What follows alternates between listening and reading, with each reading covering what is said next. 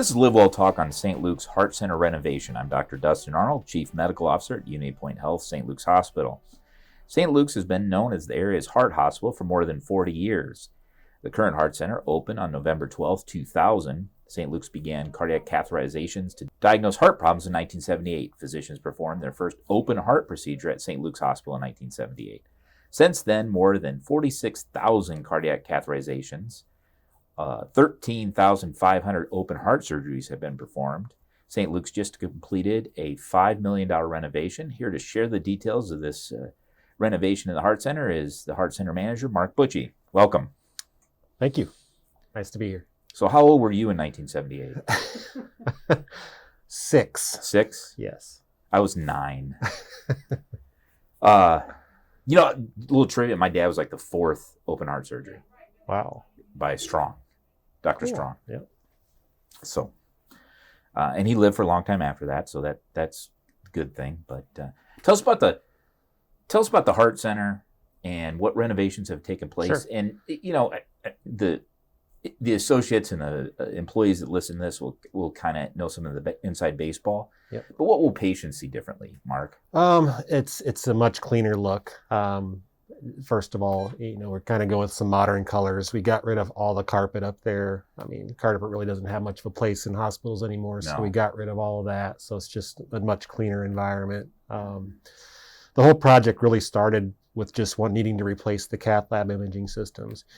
Most places get about a good 10 years out of a good system before newer platforms come out and the age kind of wears on a system, and you want to get it replaced. So that's what our project started at. And then it just kind of morphed into other things. We've had, other challenges or things that we wish we could do, to change in the Heart Center over the 20 years I've been there.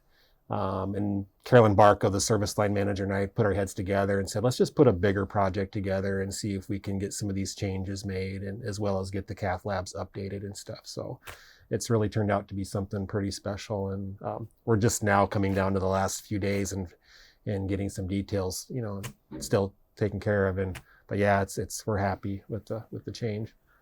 So what will patients notice differently? Patients will notice differently other than just the overall look, but like for example, the cath labs, they're not probably going to notice, but there's new equipment in there.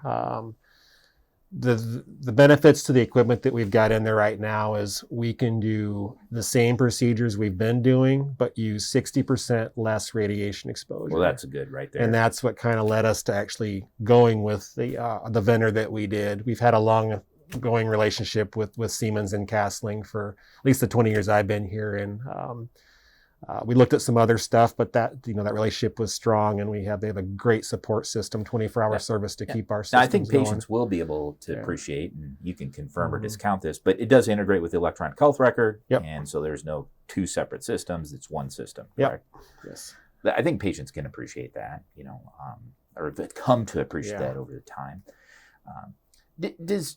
How long will this renovation last? Hospitals are constantly building, it seems like. A little bit less in the last couple of years. But I believe we're setting ourselves up for a long run. Okay. I think, like I said, most of the big imaging systems, that technology, you're good 10 years before you start looking to replace. But I think some of the overall infrastructure and changes that we made up there regarding like the nurses station, the locker rooms for the staff. I think we're set for the long haul for a while with that. Will the magazines in the lobby be outdated, or will they be fresh?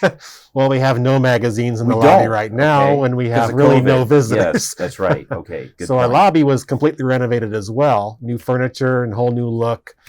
We put a second consultation room up there as well. So if a physician has a family in talking one room, and yet we have another physician that needs to kind of do the same thing, we have another private room where they can do it in. So that's one big because plus as we know, there. 2 heart attacks at one time is not uncommon. No, it's not. It really isn't. Yeah, and plus we have our EP services up there Correct. as well, and those physicians need to talk to families as well. I know you mentioned electrophysiology. And there's a lot of things, technology's really enhancing what they do, and that's just almost mind-boggling.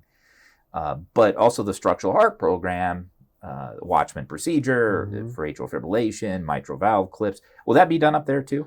Watchmans are currently being done up in our electrophysiology suite, Okay. done by an electrophysiologist. Okay. They can also be done by interventional physicians as well. We have some interest in some of Dr. Lee's partners in doing that, so they might collaborate together on that. We just started kind of on our mitral valve adventure, and those will be done in the cath lab upstairs on their 4th floor. Okay. And where are the TAV or the aortic valves are done? The TAVRs are completed on the 2nd floor in the vascular suite. Lab. It's modified a little bit more as a hybrid suite with an upgraded HVAC system. So the perks of that is if we have to do emergency surgery on anybody for any type of complication, we do it right then and there. There's no movement off that table whatsoever. So that's the real benefit of doing that type of high-risk procedure in that environment. Yeah. Well, let's dig the well before you're thirsty on that and any other procedure. Yeah. Well, Mark, thank you so much for joining me. This has been great information. Again, this is Mark Butschi, St. Luke's Heart Center Manager. Thank you very much for having me. Thank you for listening to LiveWell Talk On. If you enjoyed this episode, don't forget to subscribe. And if you want to spread the word, please give us a 5-star review and tell your family, friends, neighbors, strangers about our podcast. We're available on Apple Podcasts, Spotify, Pandora, or wherever you get your podcast. Until next time, be well.